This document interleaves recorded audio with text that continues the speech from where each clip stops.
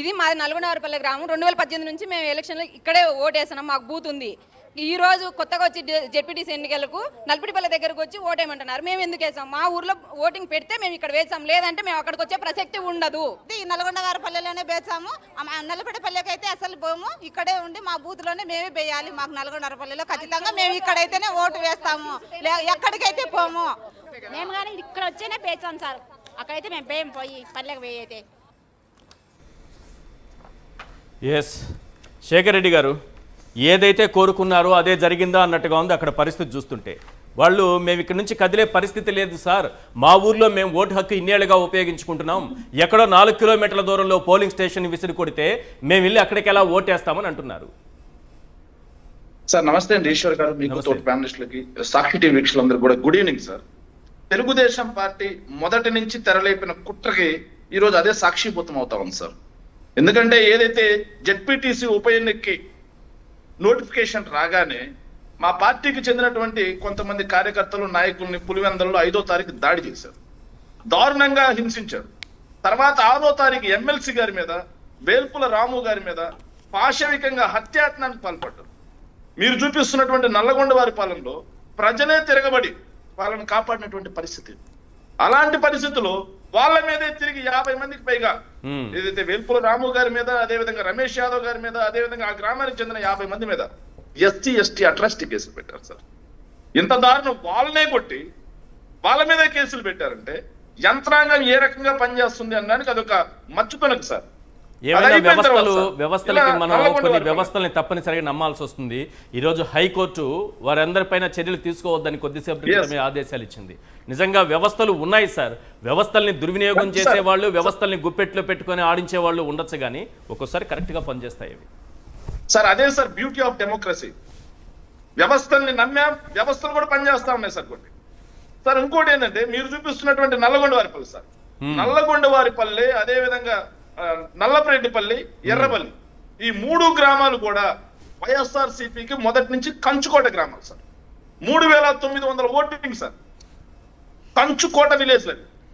ఎక్కడ కూడా టీడీపీకి 5% కూడా ఓటు పడే పరిస్థితి లేని గ్రామాలు. అలాంటి గ్రామాల్లో అక్కడికి జంపింగ్స్ ఎందుకు చేశారో తెలుసా సార్? నల్లగొండవారిపల్లి నుంచి నల్లపరెడ్డిపల్లికి మధ్యలో హిల్ ఉంటుంది సార్, కొండ ఉంటుంది, ఘాట్ రోడ్ ఎక్కి దిగాలి సార్. సో ఆ మధ్యలో దాడి చేసి, ఆ మధ్యలో జమ్మలమడిగి నుంచి సార్ ఇంకో విషయం ఏంటంటే జమ్మలమడిగి నుంచి కొంతమంది ఆకురౌడీలు దిగారు సార్.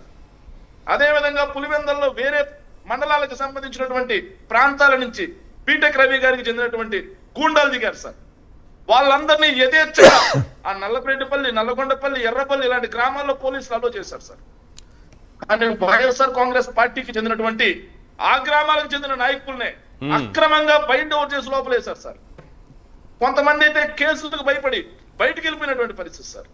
ఇంత దుర్మార్గంగా ఎలక్షన్ ఎందుకు చేయాలి?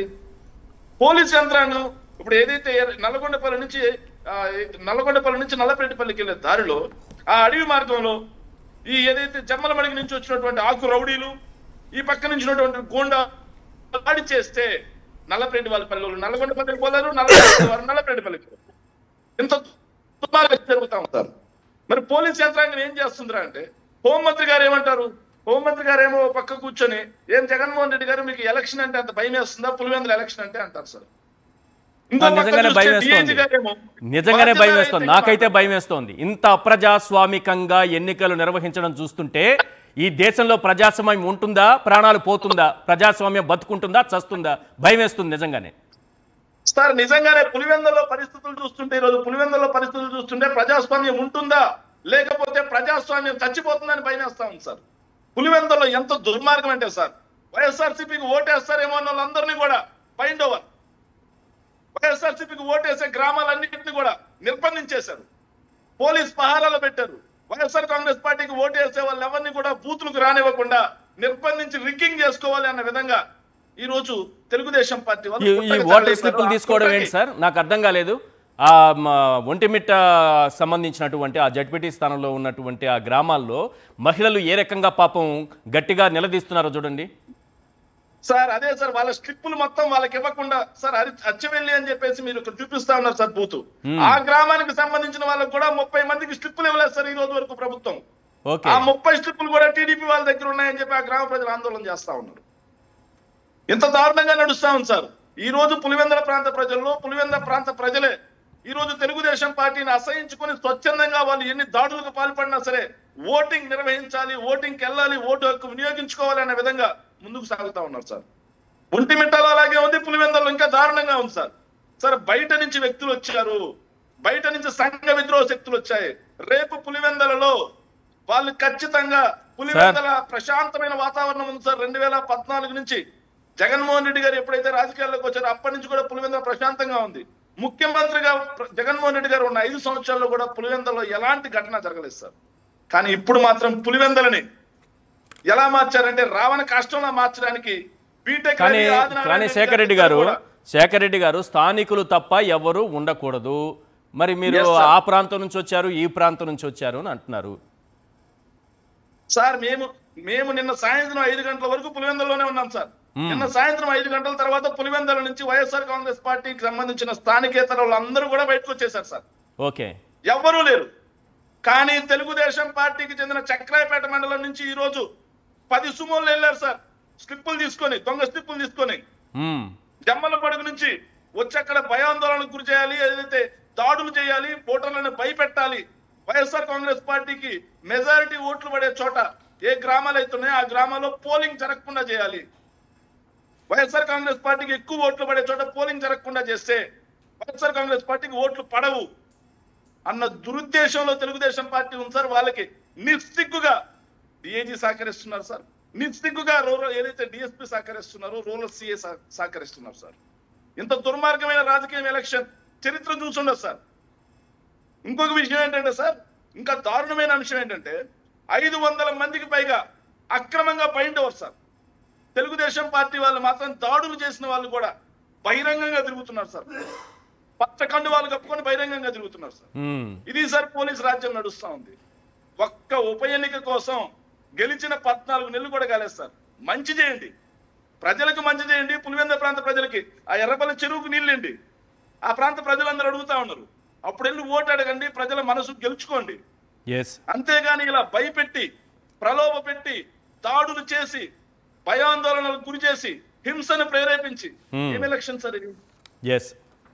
ఎటు పోతా ఉన్నాం మనం ఇప్పుడు ఏదైతే మనం ఇప్పుడు 20th సెంచరీలో ఉన్నామా లేకపోతే రాతి యుగంలో ఉన్నామా సార్? రాతి యుగానికి మళ్ళీ తీసుకెళ్తా ఉన్నారు సార్. ఇది ఏంటి, ఈ ఉద్దేశం ఏంటి చెప్పండి? ఈ జంబ్లింగ్ పేరుతో గ్యాంబ్లింగ్ లో ఉన్నటువంటి అసలు ఉద్దేశం ఏంటి? వీళ్ళు నడిచి వెళ్ళకూడదా? అక్కడ వాళ్ళ ఊర్లో వాళ్ళు ఓట్లు వేసుకోకూడదా? నడిచి వెళ్లాల్సిందేనా? 4 కిలోమీటర్లు పోవాల్సిందేనా? సార్ నల్లగొండపల్లి, నల్లపరెడ్డిపల్లి, ఎర్రపల్లి ఈ 3 కూడా వైఎస్ఆర్ కాంగ్రెస్ పార్టీ కంచుకోట సార్. వాళ్ళ ఓట్లు అనేవి వాళ్ళు పోల్ చేయకూడదు, వాళ్ళని పోలింగ్కి రాకుండా ఆపేయాలి అన్న దురుద్దేశంతో తెలుగుదేశం పార్టీ ఆడుతున్నటువంటి కుట్ర సార్ ఇది. ఇప్పుడు వీళ్ళు కనీసం 4 కిలోమీటర్లు నడిచి వెళ్ళారే అని అనుకుందాం. వాళ్ళు ఒకవేళ 4 కిలోమీటర్లు నడిచి వెళ్ళారే అని అనుకుందాం ఓటేయడానికి. ఆ గ్రామంలోకి, ఆ పోలింగ్ స్టేషన్లోకి వాళ్ళని అనుమతించేటటువంటి పరిస్థితి అయినా ఉందా? మీరు చెప్పినట్టు ఎక్కడెక్కడో బయట ప్రాంతాల వాళ్ళు వచ్చి దిగేశారంటున్నారు సార్. అది కూడా లేదు సార్. మేము ఏం చెప్తున్నాం, ఏదైతే వైఎస్ఆర్ కాంగ్రెస్ పార్టీకి చెందిన నాయకులు కూడా డీజీపీ గారికి, డిఐజీ గారికి, అదేవిధంగా కడప ఎస్పీ గారికి రోజు రిక్వెస్ట్ కూడా చేశారు సార్. పులివెందుల ప్రశాంతంగా ఉంది, బయట ప్రాంతం నుంచి వచ్చినటువంటి గూండాలు ఎవరైతే ఉన్నారో వాళ్ళు పల్లెల్లో చిచ్చులు రేపితే, రేపేదైనా జరిగితే పూర్తి బాధ్యత పోలీస్ యంత్రాంగమే తీసుకోవాలి అని చెప్పి క్లియర్ గా వైఎస్ఆర్ కాంగ్రెస్ పార్టీ పోలీస్ యాజమాన్యానికి కూడా మేము ఇండికేషన్ ఇవ్వడం కూడా జరిగింది సార్. ఇంకొక విషయం ఏంటంటే సార్, దారుణమైన అంశం ఏంటంటే సార్, ఇక్కడ తెలుగుదేశం పార్టీకి చెందిన నాయకులు అనుకుంటున్నారు సార్, పులివెందుల ప్రాంతానికి చెందినటువంటి నాయకులు ఏదైతే ఎలక్షన్ జరుగుతా ఉందో ఆ పల్లెలకు చెందిన నాయకులు అనుకుంటున్నారు సార్. అదే ఇక్కడ మాకు సామెత ఉంది, బడే సాహిబ్ బండు, అల్లే సాహిబ్ ఎద్దులు, తోలురా తోలు మందేం పోయిందని ఒక సామెత ఉందండి సార్. అట్లా బయట ప్రాంతం నుంచి వచ్చినాయని డబ్బులు పెడుతున్నాడు సార్, ఇంకో ప్రాంతం నుంచి వచ్చినాయని గొడవలు రేపుతా ఉన్నాడు సార్. వాళ్ళదేముంది, ఈ రోజు తోలురా తోలని వెళ్ళిపోతారు, రేపు పచ్చడి పల్లెల్లో చిచ్చులు రేపుపోతా ఉన్నారు ఈ ఆదినారాయణ రెడ్డి అని చెప్పి ఆ ప్రాంత ప్రజలే అసహించుకునే పరిస్థితి ఉంది సార్ తెలుగుదేశం పార్టీ చెందిన నాయకులే.